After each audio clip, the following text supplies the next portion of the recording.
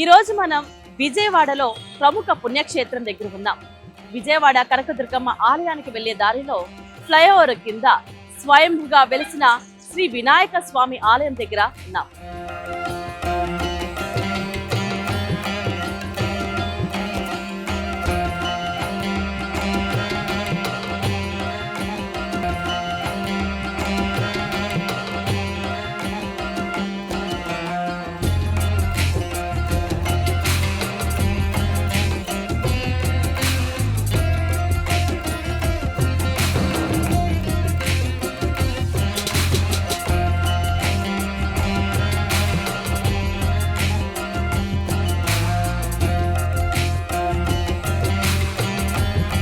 Vijayawada Kaleswara Rao market దగ్గర canal రోడ్లో ఉన్న వినాయకుడి గుడి విజయవాడ 1 టౌన్ ప్రాంతంలోని ప్రసిద్ధ గణపతి దేవాలయం.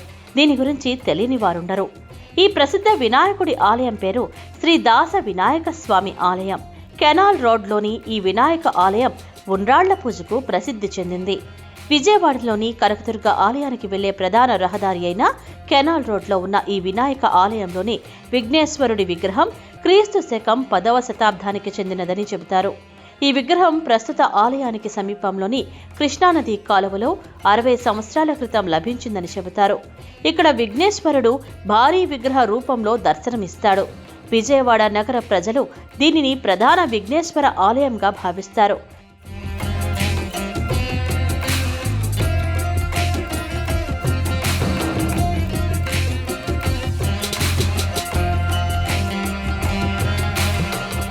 విజయవాడ ఆధ్యాత్మిక వైభవంలో ఈ స్వామివారికి ప్రత్యేక స్థానం ఉంది. విజయవాడ కనకదుర్గమ్మ అమ్మవారిని దర్శించుకునే ముందు భక్తులు ముందుగా ఇక్కడికి వచ్చి వినాయక స్వామిని దర్శించుకోవడం ఆనవాయితీగా వస్తుంది.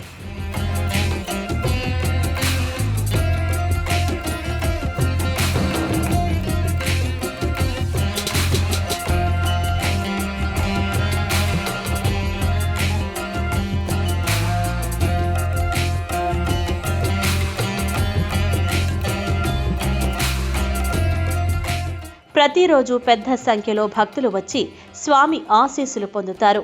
వినాయక చవితి రోజున ఉదయం నుంచే పెద్ద ఎత్తున భక్తుల రద్దీ కనిపిస్తుంది. ముఖ్యంగా కొత్త వాహనాలు కొనుగోలు చేసిన భక్తులు ఇక్కడికి వచ్చి తమ వాహనాలకు మొదటి పూజ చేస్తారు.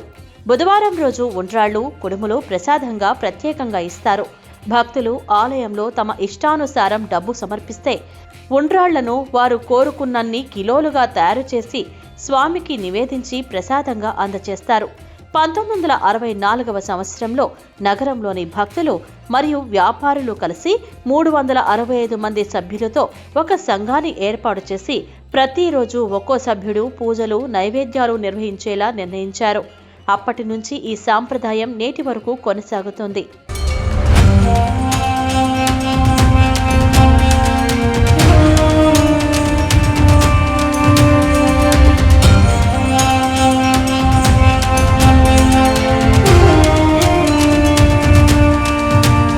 అమ్మ నమస్తే అమ్మ, మీ పేరు, ఎక్కడి నుంచి వచ్చారు? నా పేరు తులసి అండి. మేము నుండి నుంచి వచ్చాము. ఈ గుడికి నాకు చిన్నప్పటి నుంచి తెలిసి గుడి అలా ఏదన్నా అనుకుంటే మాత్రం అది 1 వీక్ 15 డేస్లో అయిపోయింది. ఆ నమ్మకం మాకు. మా అమ్మగారు వాళ్ళ దగ్గర నుంచి వస్తున్నాము, అలా వస్తూ ఉంటాం. ఎప్పుడైనా ఇలా సంకటహర చతుర్దశి రోజు, ఇంకా వెన్స్డే రోజు అలా వస్తాము. అమ్మ, సంకటహర చతుర్దశి అంటే ఏమిటి? అంటే మనకి క్లిష్టంగా ఉన్న ఏదైనా సమస్యలు అలాంటివి అయినా మనకి ఇంకా తీరట్లేదు అని అనుకున్నవి దగ్గరికి వచ్చి చెప్పుకుంటే ఆ రోజు తీరతాయని నాకు తెలిసింది. అంటే పూర్తిగా నాకు అంత నాలెడ్జ్ లేదు, నాకు తెలిసింది, మా అమ్మ వాళ్ళు చెప్పింది, దాన్ని బట్టి అలా వస్తాము. అమ్మ, మీరు ఇక్కడ నేను చూస్తున్నాను ఉండ్రాళ్ళు పంచిపెడుతున్నారు. ఎందుకు పంచిపెడుతున్నారు? ఆయనకి గణేశుడికి ఉండ్రాళ్ళు అంటే బాగా ఇష్టము.